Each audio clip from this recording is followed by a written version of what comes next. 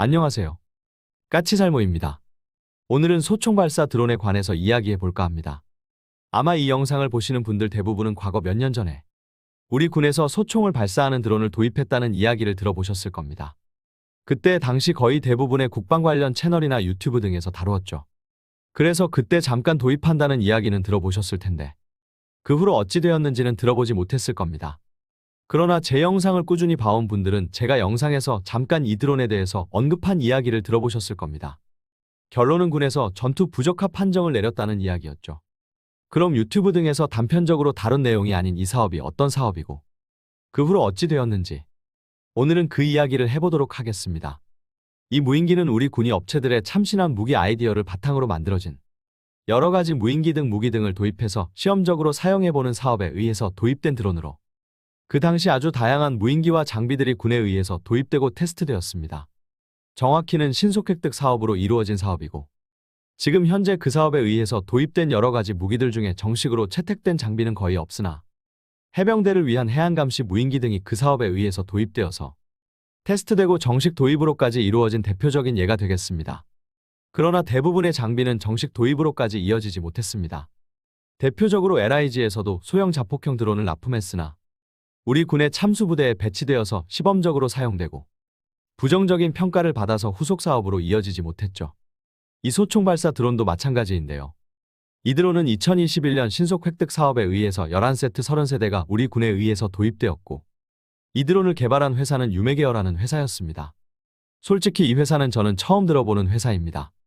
이 드론은 도입된 후 2021년 6월에서 11월까지 군에서 여러 가지 테스트를 받았고 그 당시 군으로부터 아주 부정적인 평가를 받았습니다. 우선 이 드론은 소총을 조준하고 발사를 하게 되면 공중에 떠있는 드론이 흔들려서 조준선이 흐트러졌고 그때마다 다시 조준을 해야 했는데요. 드론이 소총 발사에 따른 흔들림을 극복하고 다시 조준선을 정렬하는데 너무 오랜 시간이 걸려서 전투용으로는 부적합하다는 판정을 받게 됩니다. 한마디로 누가 봐도 문제가 있던 드론이었습니다. 그래서 그 후로 당연히 추가적인 후속 도입은 이루어지지 않았고 그래서 저는 그걸로 이 사업이 끝났다고 생각을 했습니다. 그런데 이 유메게어의 소총 발사 드론은 문제가 많았지만 드론에서 소총을 발사한다는 개념 자체는 우리 군이 높이 평가한 것 같습니다. 단순하게 일회성 시범 사업으로 끝난 줄 알았던 이 사업이 후속 사업으로 군에 의해서 지속됩니다. 이 시험이 있고 난 뒤에 군에서는 2022년 5월에 소총 발사 드론에 대한 긴급 소열을 제기합니다. 그리고 이 사업이 원래는 육군에 의해서 이루어지고 있던 사업이었는데 2022년 9월에는 해군과 해병대도 자신들도 필요하다는 소요 제기를 하게 됩니다. 그러면서 2022년 10월에 열린 제346회 합동참모회의에서 이 소총 발사 드론에 대한 중기 소요가 결정됩니다. 여러분도 제 영상을 많이 보신 분들은 아실 텐데요. 중기 소요가 결정되었다는 건 정식으로 예산이 투입되어서 개발에 들어간다는 이야기입니다. 그러나 제가 이미 이야기한 것처럼 유메게어가 개발한 소총 발사 드론은 실전에서 사용할 수 없는 장비였기에 추가적인 개발에 들어갈 필요가 있었습니다. 그래서 올해인 2023년 1월부터 6월까지 선행 연구가 진행됩니다.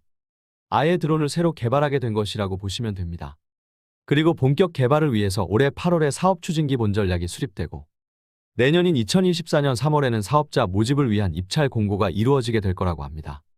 그리고 2024년 12월에 사업자가 정해지고 총 사업비 500억 규모로 본격 사업에 들어가게 된다고 합니다. 그럼 원래 이 드론을 개발했던 유메게어라는 회사는 어찌 되느냐라고 궁금해하실 텐데요. 이 회사가 개발한 드론은 제가 이미 이야기한 것처럼 그대로는 군용으로 사용할 수 없는 물건이었습니다. 그래서 아예 다시 개발하는 것이기에 이 업체도 다른 업체들과 마찬가지로 이 사업을 따기 위해서는 경쟁을 해야 하겠죠. 당연하지만 이 업체가 그래도 선도적 개발을 했으니 입찰을 받는데 유리하기는 하겠지만 다른 업체가 선정될 수도 있는 상태인 겁니다.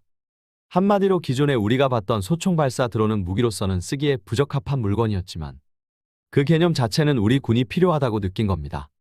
그래서 진짜 군용으로 사용할 수 있는 소총 발사 드론을 개발하기 위한 본격 사업에 들어가게 된 것이고요.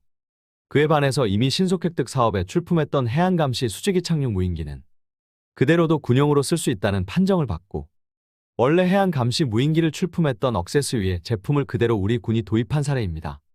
그래서 이 억세스 위에 해안감시 드론은 이미 우리 해병대에 배치가 들어가 있는 상태이고요. 아마 유튜브 등을 통해서 스치듯 이야기만 듣고 이런 것도 우리 군이 도입하는구나 하고 생각만 했을 뿐 이 사업이 구체적으로 어찌 돌아가고 있는지는 오늘 처음 들어보셨을 겁니다. 솔직히 저도 이 소총 발사 드론이 우리 군에게 부정적인 평가를 받고 그대로 사장된 거로만 알고 있었습니다. 그런데 총 사업비 500억을 들여서 본격 개발에 들어간다니 저도 좀 놀랐습니다.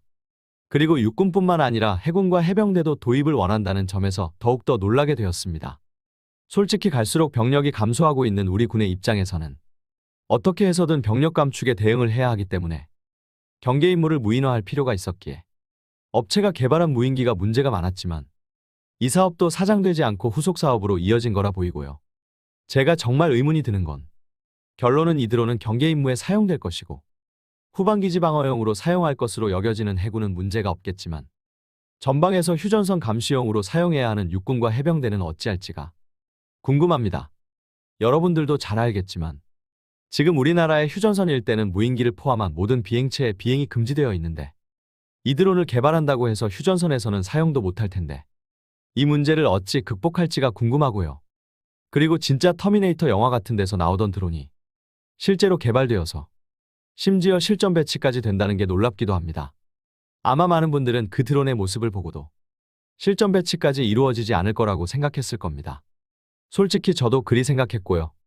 그런데 우리 군에서는 이리 진지하게 본격 개발에 들어간다고 수백억의 예산을 들여서 본사업을 하겠다고 하고 있는 겁니다. 당연히 우리 군의 병력 감소가 너무 심각한 수준이어서 어떻게든 감소하는 병력을 대신해야 하는 우리 군의 입장이기에 이런 장비도 본격 개발하겠다고 하는 거겠지만요. 많은 업체들의 아이디어에 의해서 다양한 무기들이 개발됐고 그리고 군은 그 중에서 좋은 아이디어라고 생각되는 장비들을 실제로 도입해서 시범 운용을 해봤습니다. 그러나 거의 대부분의 장비들은 여러 가지 문제가 있어서 실제 군의 본격 도입으로 이어지지 못했고 그나마 해안감시 수직이 착륙 무인기 같은 일부 무기들만 군으로부터 긍정적인 평가를 받아서 실제 도입으로까지 이어졌습니다. 그런데 이 소총 발사 드론 자체는 아이디어를 제안한 업체의 제품은 문제가 많았으나 군에서는 그 아이디어만큼은 좋다고 생각을 했고 그래서 아이디어만을 수용해서 군에서 사용하기 적합하게 아예 새로 개발하고 있는 겁니다. 여러분이 보기에는 어떠한가요? 과연 소총 발사 드론의 아이디어를 채택한 우리 군이 잘한 것 같나요? 그리고 실제로 이 무기가 어떤 형태로 개발될까요? 또 실전에서 어찌 사용될 거라고 보시는지요? 이상 영상 봐주셔서 감사합니다.